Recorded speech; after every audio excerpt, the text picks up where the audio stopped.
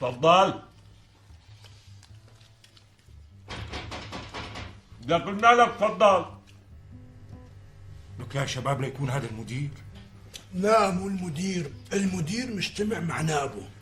هولكم بيطلع معه شيء من وراء الاجتماع؟ قلنا لك تفضل سمعك.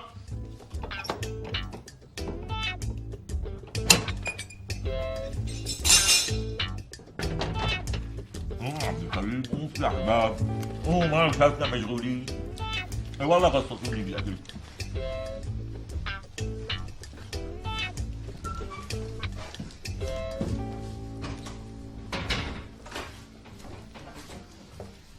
نعم. أنا إلي عندكم معاملة حطيتها السبت الماضي واليوم جاي آخذها. عندي أنا؟ إيه أنت وهي رقمها. أيوه مظبوط. لحظة اشتك.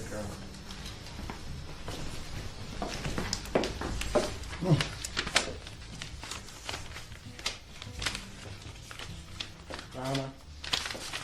هي هلا كانت هون، وين بدك تختفي؟ قصدك المعاملة اللي ايه؟ هاي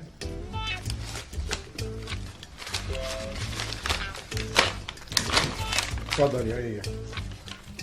إن شاء الله خالصة. لا بدها توقيع من عند المدير، طالع مالي. شايفي عشمان من هون. ايه وهلا المسألة صار بدها كاس الشاي وحتى نهضم الفول.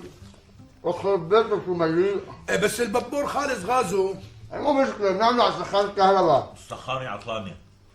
ما عطلانة ما فيها شيء هيك.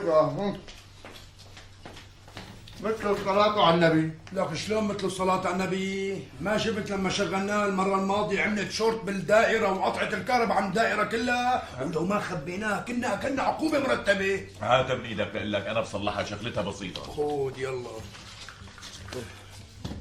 ساعتين عبد الكريم. أنا رايح جيب الفتة، بس إذا أجتنا عقوبة أنتم المسؤولين. يا سيدي أكثر من قرد ما مسخ الله. لك شو صار بالمعاملة؟ لك عم دور عليها، طول بالك، يمكن ما والله ما نسيت حطيتها هون. طلع بيدك الدرج، آخر درج، بالعادة بتحط هوني.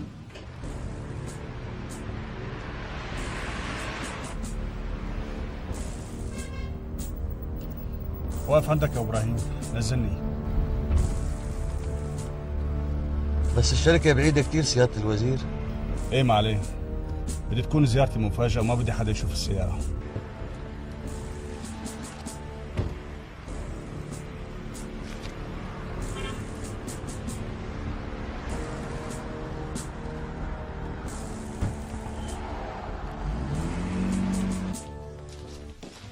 يلا يا شباب لحوا الفتة قبل ما تبرد. يا عيني عليك، جيب معالي وسكر الباب.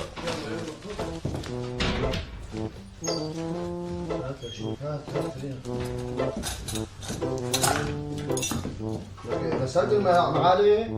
لا والله هات يلا بسيطة طولوا ثواني.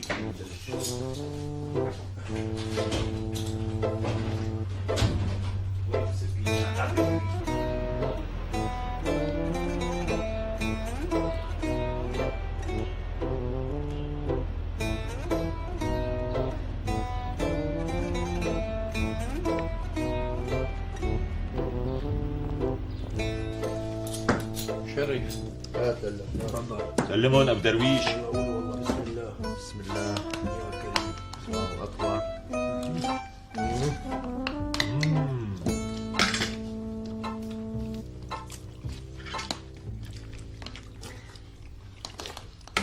لك يا سلام على الحمصات شو مسويه. معزبين. قوم عبد الكريم، قوم كلك لقمة، قوم. صحة وهنا فطران. ايه قوم كل، قوم قوم. أخوك أبو درويش جايب فتة ما دقت منها بحياتك. تعال. قوم ابو عبيد ما راح ناخذ منك ولا قرش. قوم. صدقوني فطران ومنفوخ نفخ والله.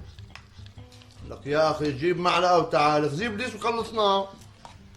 لا حول ولا قوة إلا بالله. طيب راح آكل معكم، مو مشان شيء، مشان ما تقولوا عني غليظ.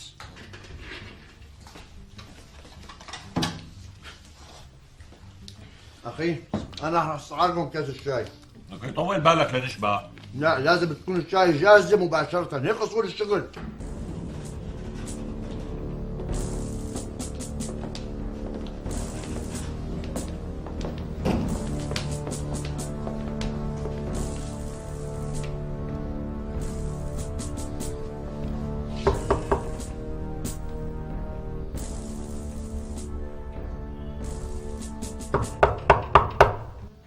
رجع بعدين، هلا مالنا فاضيين.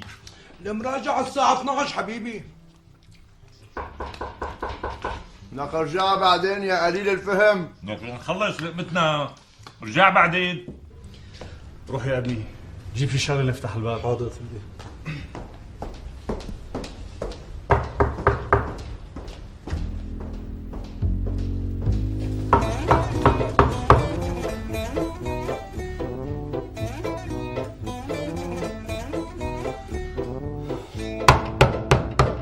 بسرعة يا وزير. وهذا هارون الرشيد. تعال بسرعة يا وزير يلا. حيلة بايخة وقديمة. لك روح تيسر على شغلك، شو ما تفهم انت؟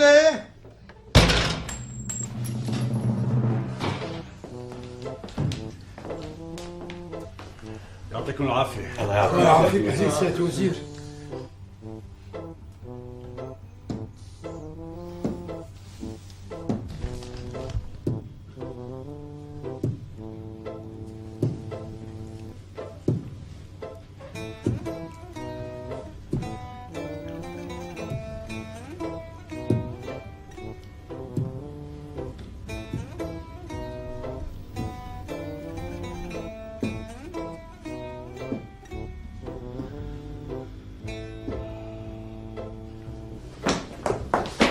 احترامي سيادة الوزير، يعني كان لازم تخبرونا حتى نقوم بواجبكم. لا لا هيك أحسن، لحتى نستمتع بهالمناظر الفتانة. عم تاكلوا تسية، صحتين وعافية. بس يا ترى هاي بسمنة ولا بزيت؟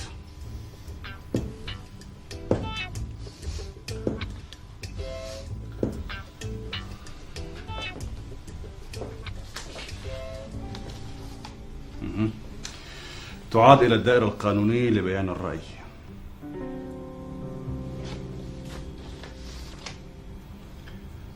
تحفظ في الأرشيف لم يستلمها صاحبها.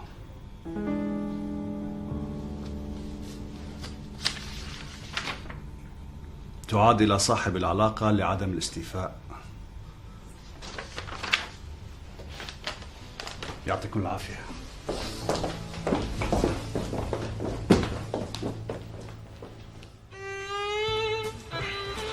سكر الباب، سكروا لقلنا سكروا.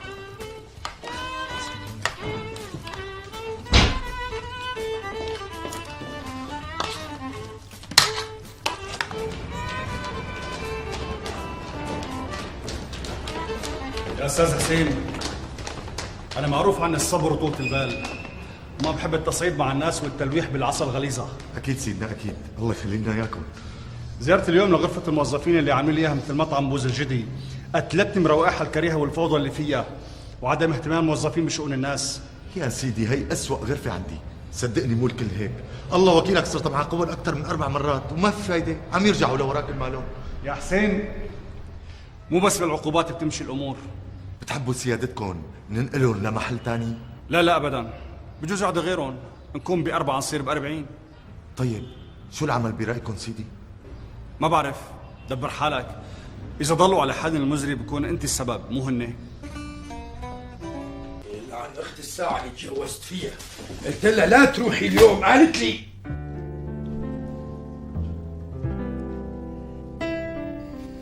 خير استاذ، يلي بيكون متجوز بيكون مثل ما انت قلت؟ مين الآنسة؟ الآنسة نسمة عبد الواحد، زميلتنا الجديدة بالغرفة. وبدها تداوم عنا على طول؟ طبعا، مانك شايف مكتبها الجديد؟ استاذ بس ما تكون متضايق مني. أعوذ بالله، وليش لا تضايق مني هيك؟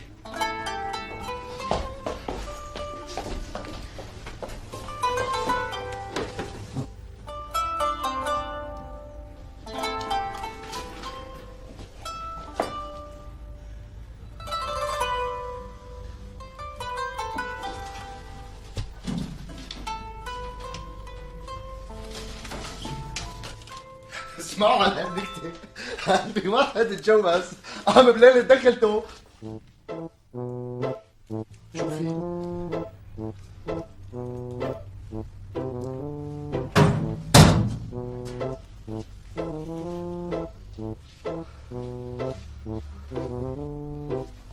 صباح الخير.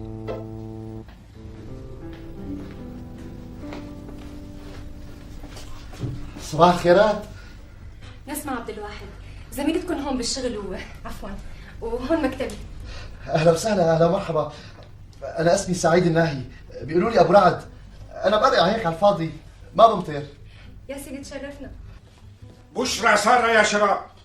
مشان موضوع الفتة قال المحاسب ما راح يقسموا علينا شيء. شو شبككم ليش ما حطيتوا الفطور لهلا؟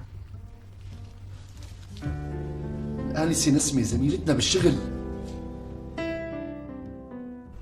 لك شبك ارتبط لسانك لا من تمك ولا من كمك. انسه نسمة ديري بالك منه، هذا واحد عزابي. وانت السادة عانس وما حدا عم يرضى فيه. كذب. هذا الكلام مو صحيح اصلا. انا امي بتورجيني كل يوم وحده، بس انا ما عم برضى. وليش ما عم ترضى بقى؟ إيه مو بالاول للاقي الانسان اللي بيرتاح لقلبي. زملائي شو رايكم هلا انه رتب لكم الغرفه لانه مكركبه كثير؟ شو؟ لحالك انسه؟ ايه لحالي، وين المشكله يعني؟ معقول هالحكي؟ نخليكي تشتغلي لحالك ونحن قاعدين عم نتفرج؟ ايدنا وايدك. ماشي. عندكم مماسح مندبر ومكنسه؟ مخلقه خلقه، هلا بجيبها من عند المستخدم وفقت. انا رح امسح لي الغبره. انا بضبط ضبير. هيس انا رح امسح فيها. هدول وين مطرحهم هدول؟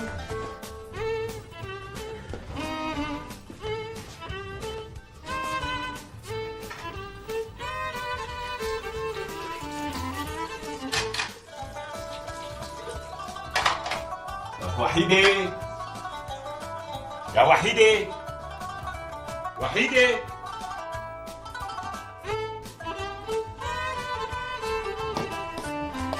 نعم، شو بك عم تعيط؟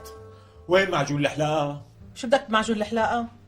لك اسمعوا على الحكي، قال شو بدي معجون الحلاقة؟ بدي احلق دقني. امبارح لسه حلقت دقنك. واذا كان واليوم بدي احلقها كمان. شو القصة؟ مالك بالعادة تحلق دقنك كل يوم؟ هلا انت اخت مرائي هيك جاي على بالي، وين حاطه معجون الحلاقة؟ راح اتاخر على شغلي. يمكن خالص من عنا. دبر حالك بصابون تواليت، ارغي على دقنك منه. هلا لا تجادليني وترغي على قلبي، روحي ابعتي شي عفريت من اولادك على السمان يجيب لي معجون حلاقة، خلصيني. كيف؟ جميلة يا جميلة. نعم خير، شو بدك؟ اعطيني غير هذا القميص. ليش شو بو هالقميص؟ وسخ مجعلة. من ايمتى كنا والشمس ترقانا؟ ايه ما صار لك يومين لابسه. ان شاء الله يكون صار لي ساعتين. وين القميص المعرق الاحمر؟ بعلمي ما بتحب تلبس لون احمر لانه مولدة. روحي هاتيه بلا فلسفة، انا اللي بدي البسه ولا انت؟ طيب مثل ما بدك.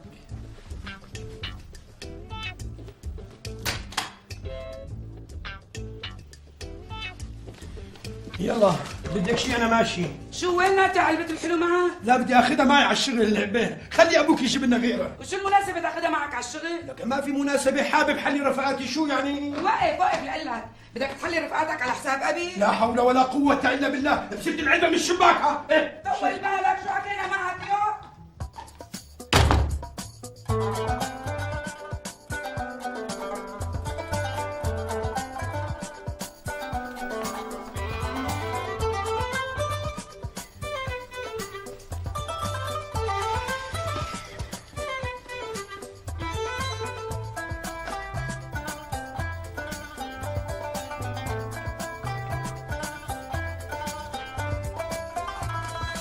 يا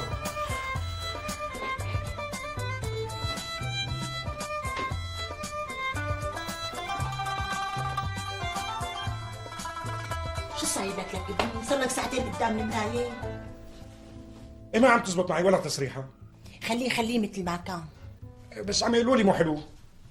شو رأيك إذا فرقته هيك بالنص؟ حلو كتير. ولا إذا أخذتهم هيك على الشمال؟ كمان حلو. ولا لحظة، شو رأيك؟ هيك كله لورا. يا امي كيف ما كان حلوين، شو بك اليوم ملبك بشعرك؟ خايف. من شو خايف تقبرني؟ ما بعرف. قال ما بعرف، قال ليكون حاطط عينك على شي بنت حلال وخايف ما يعجبها منظرك. والله ما بعرف. ما بعرف مثل الأجنب عم تحكي اليوم، لسه بعرف وما بعرف. خلص ماما بترجاكي، تأخرت على شغلي، خليني أكمل تصريحتي.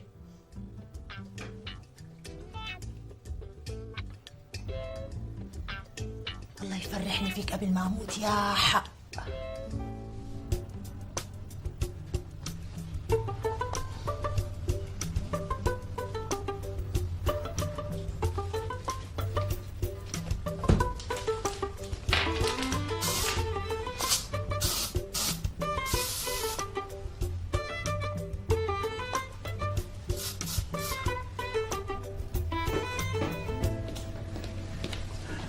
صباح الخير. صباح النور عمو، كيفك؟ بلاها كلمة عمو، تفضلي أنسة نسمة. وشو هاد بقى، شو المناسبة يعني؟ بمناسبة تعيينك عنا بالغرفة، هذا أحلى مناسبة، تفضلي. عمو عن جد خجلتني كثير، المفروض انه انا اللي اجيب لكم حلو مو انتم. خلص من بكره الصبح بدي اجيب لكم جاتو بتيفور، ماشي؟ دوقي يا أنسة بسمة بالسمن العربي. يسلموا هالايدين. لا ما بكفي، خدي قطعة تانية. لا عمو شكرا، انا عامله رجيم. قلت لك بلا عمو. شرف أبو يونس. سلمهم يا عبد الدرويش. شباب فلجتنا بتاكل مثل الحوت شوي شوي. أبو رعد العظيم، تفضل. يسلموا الايدين. ايوه قطعة واحدة بس شكرا، لأنه بدي أعمل ريجيم. ميرسي. صباح الخير. صباح النور. صباح النور. يسعد صباحك، هي قطفت لك اياها خصوصي من جديد. ميرسي، شكرا.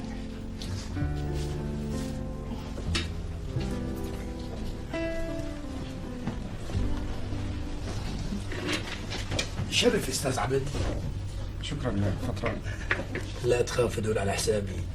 والانسه نسمة بكره رح تجيب لنا جاتو بتيفور.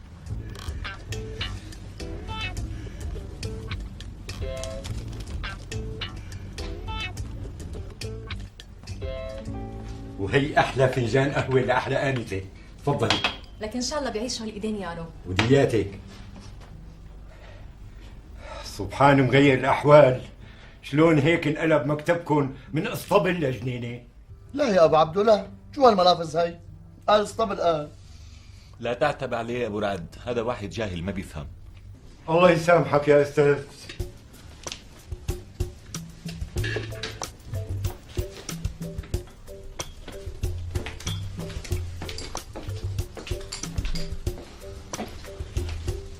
لازم كل واحد فينا يخاطب اي حدا على قد عقله.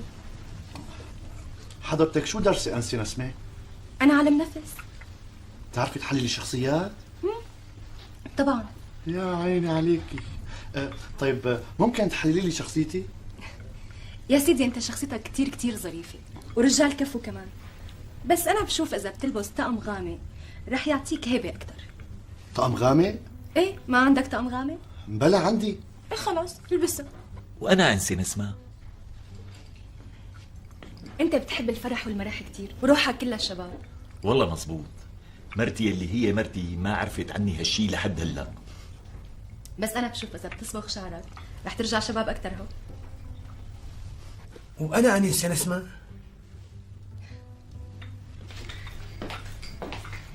انت يا ابو درويش بتضيق اخلاقك كتير بسرعه، بس احسن شيء لازم تعمله هلا انك تلعب رياضه، يعني مشان جسمك يضل نشيط وتصرف حريرات، واهم شيء هلا انك تخفف من اكل الحلو، ماشي؟ يا أنسة الله لا يوفقك يا مرتي، كله منها، هي بتجيب لي الحلويات من معمل أبوها. ابو درويش. نعم. ما بصير تدعي على مرتك ايه؟ حاضر. بس شو بدي سامي، هي اسمتي ونصيبي. وأنا أنسة نسمع، شو ساوي؟ انت لا تساوي شيء ابدا، بس افرد ايدك شوي، ماشي؟ أنسة نسمة، سيادة المدير بده ياكلي. ايه يلا جاي. عن اذنك. اذنك معي. الله معي.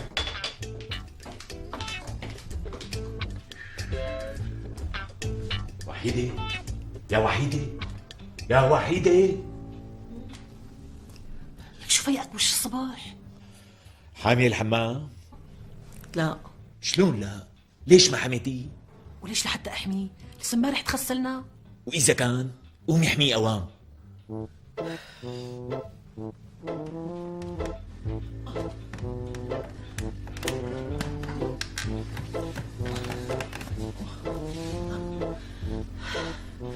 لك شو قصدك انت؟ فهمني، لا تخليني مثل اطرش بالعراضه. لك وين شطح عليك؟ بدي اصبغ شعري، ها؟ انبسطتي؟ يو اسمع ولا السمعه؟ صار عمرك 55 سنه ولسه بتقلي بتصبغ شعرك؟ يبقى رايك صاروا صبايا خرج جواز. لك اخ منك اخ. انت طول عمرك بتحبي تشوفيني مبهدل ومالي شخصيه.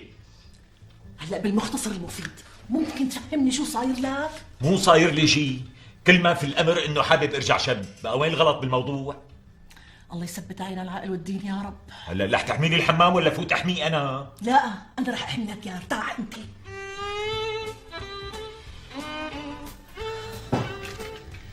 شو صاير بهالكم يوم؟ في إلنا والله مو عاجبني.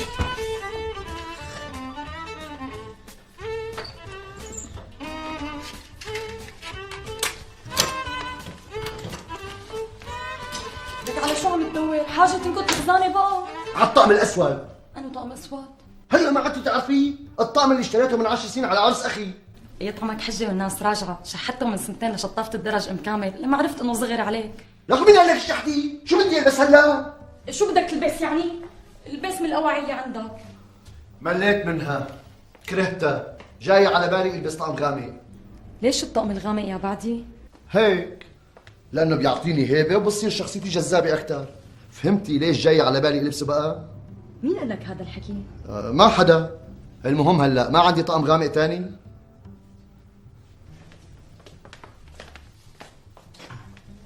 خذ هذا الطقم ومشي حالك فيه. لك هذا رصاصي، بعدين ريحته نفتالين. شو بدي ساوي لك؟ ما عندك غيره. امري لله. اول الشهر بدي اشتري طقم اسود وطقم كحلي، وبدي اشتري جرافه جديده كمان. مو عاجبني موضوع الرجال بنوم. اكيد الموضوع فيه انه لوين من غير شعر؟ على النادي. أنو نادي؟ سجلت بنادي رياضي، بدي نشط جسمي واصرف حريرات. ما شاء الله حولك، ومنين هالنشاط اجاك فجأة؟ مو على أساس أنت قليل الحركة وبتحب تنام؟ أنا قليل الحركة؟ ولك أخ من هالسنة نتعتي أخ. أنا كم مرة قلت لك تعال وصلني لبيت أهلي، قلت لي تعبان بدي نام. اسمعي كلمة ورد غطاها، أنا اليوم ماني حابب عكر مزاجي، فهمتي ولا لا؟ وبتطول لترجع؟ ما بعرف.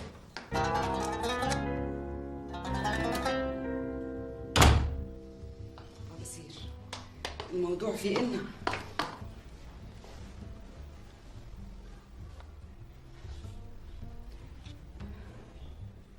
ألو، مساء الخير أم يونس. الحمد لله ماشي الحال.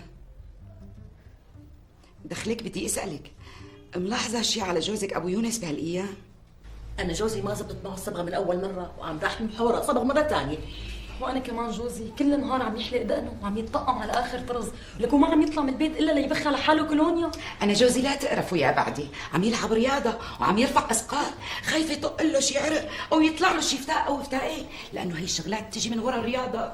وانا ابني يا حسرتي عليه، ليل ونهار شارد، معاشه كله عم يصرفوا على الثياب والصبابيط والفيكساتورات والعطورات، والله ماني عرفانه شو بدي اعمل له. الموضوع في إلنا يا ام عبد الكريم، لانه من يوم جابوا لهم هالصبيه الحلوه على الدائره وما عادوا على بعضهم البعض. يقصف عمرها يا حقي، والله اذا بشوف لطق الا جوزك حلقه بايدي هي. يخرب بيتها ما العنب، شو يعني بدها تخطف رجالنا ونحن عم نضحك ونلعب؟ الموضوع ما بينسكت عنه يا جماعه، ها نحن لازم نتصرف، شو رايكم بقى؟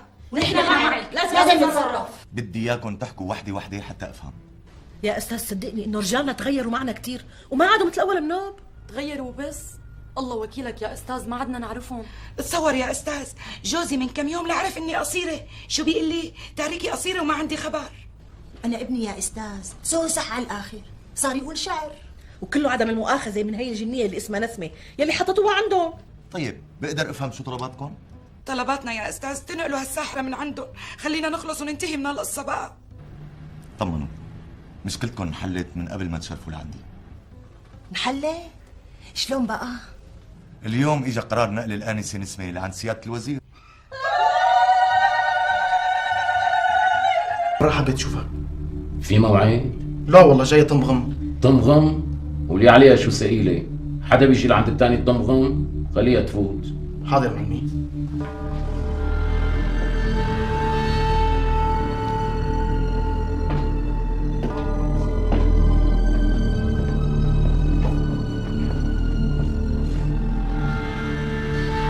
مساء الخير. مساء الخيرات. أنا آسفة إني إجيت بدون موعد، بس صدقني مضطرة. ما بصير هيك يا شو الاسم؟ اسمي إلهام زبلطاني. ما بصير هيك يا مدام ولا آنسة؟ آنسة. تفضلي هاتي.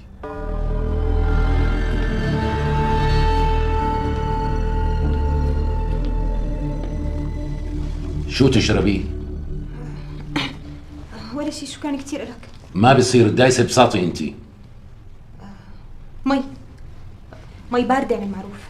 مي باردة للآنسة زبلطاني، وعصير السبانخ المثلج مع القرفة إلي. أمرك معلمي؟ حجم عائلي. كتير مفيد للنظر عصير السبانخ، صعيب يطيلس بالتم وما بينبلع بسهولة بس بيجوهر العين. الخلاصة أهلا وسهلا فيكي آنسة زبلطاني، امريني لشوف. ما يأمر عليك ظالم يا ناظر، مع حظ الألقاب طبعا. لا معلش، استعملي الألقاب أحسن. أنا يا أستاذ ناظر. معلم ناظر. أنا باختصار يا معلم ناظر، صاحبة محل تجميل، وجنبي في محل تجميل صاحبته اسمها جميلة، عم تشفط لي زبايني، وأنا سمعت عنك كتير وحبيت أتشرف بزيارتك. بلكي نتعاون سوا لنحل هالموضوع. بقى ممكن استفيد من خبرتك وأعرف شو طبيعة المهمات يلي حضرتك بتتبنى تنفيذها. أهلا وسهلا فيكي، بس يا ترى أنت مستعجلة ولا في معنا وقت؟ لا والله أنا مستعجلة كتير كتير، وقلبي عم يفور فوران. بصراحة ما بخفيكي يا آنسة زبلطاني، أنا مشغول شوي بهالكم يوم، والمثل بيقول لك ورجي عذرك ولا تورجي بخلك، والكتمان ضروري جدا. طبعا. مثلا أنا عندي يوم السبت مهمة حساسة شوي. المطلوب مني يا ستي ما أنتي إني يصيب بالعين فريق المجد وهو عم يلعب بكرة القدم مع فريق العهد، وخلي بواطن تلزق بالأرض وتنشلح من رجليه.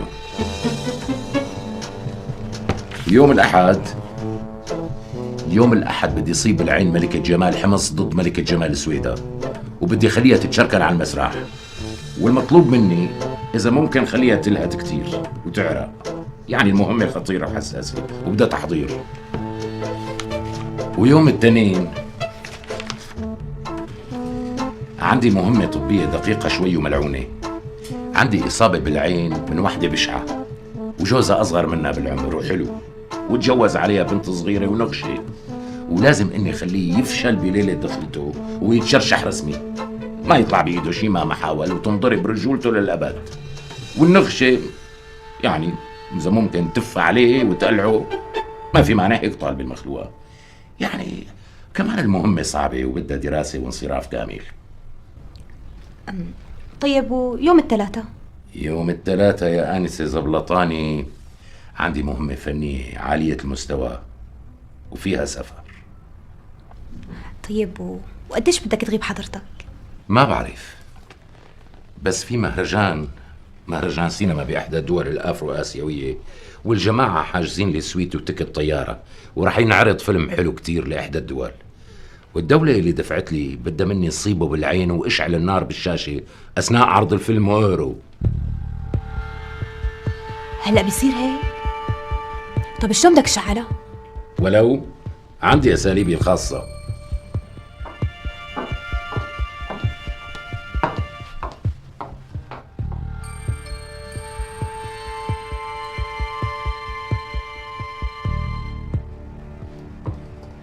وبصراحة أنا هلأ عم أدرس إمكانيات عيوني. يا ترى بقدر استعمل الانفراريد، بقدر استعمل الالترا فايوليت لايت، لأنه البلوتوث طلع أقل من عادي بهالمسائل. عظيم كتير، معناتها حضرتك عندك إمكانيات عظيمة. ما اختلفنا على إمكانياتي، بس السؤال هو أنت شو بدك؟ لأنه اللي بيدفع للزمار بيطلب منه اللحن اللي بيريده. من جهة الدفع لا تهكل هم. طلبي الوحيد منك انك تصيب جميلة بالعين وتخلي زبوناتها يهربوا من عندها لعندي انا. بتريدي اشعل النار براس الزبونات واحرق لهم شعره؟ لا لا.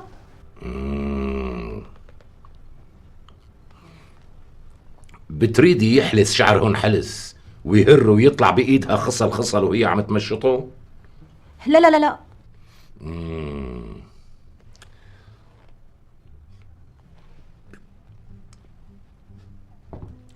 بتريدي تلدعهم الكهرباء لما بيقعدوا على كرسي الحلاقة؟ عندي هالإمكانية. لا لا ما بدي. لا حيرتيني آنسة زبلطاني. شو بدك لكان؟ يعني بدك أتقل ولا بدك أخف؟ بدي أتقل من هيك وبكتير كمان. أصبح أنت بتريدي ضرر جسماني شخصي على ما أظن. مزبوط، بس ما بدي الزباين يتأذوا. طيب بتريدي شلها مثلا على الآخر أو خليها تبرق بأرضها وهي فايتة على المحل؟ يا ريت. ليش بيطلع بإيدك هيك شيء؟ وليش لحتى ما يطلع بإيدي؟ بس الشغلة بتكلفك. ها قد ما بدك بدفع لك، ما عندي مشكلة، كله بكرة بتعوض. تكرمي. أنا بعد 10 أيام فاضي. تريدي أحجز لك موعد؟ يا ريت. هاتي 30,000 على حساب. ما عندي مشكلة، بس على فكرة أنا في عندي بلكون ببيتي بتطلع على المحل تبعها، يمكن تقدر تستفيد منه. مو مشكلة، 30,000.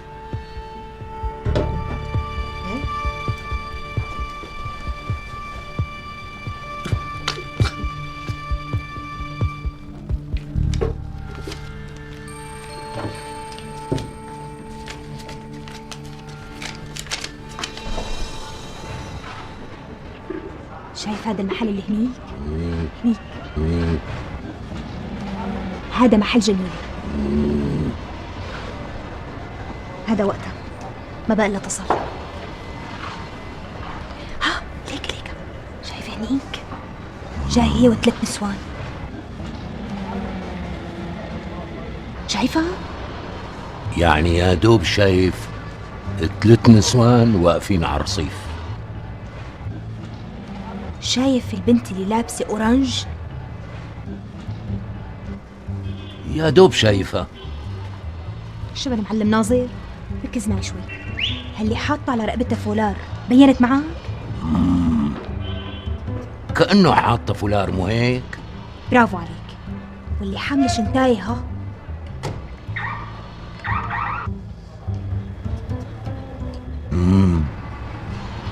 كأنه حاملة بإيدها شنتاية.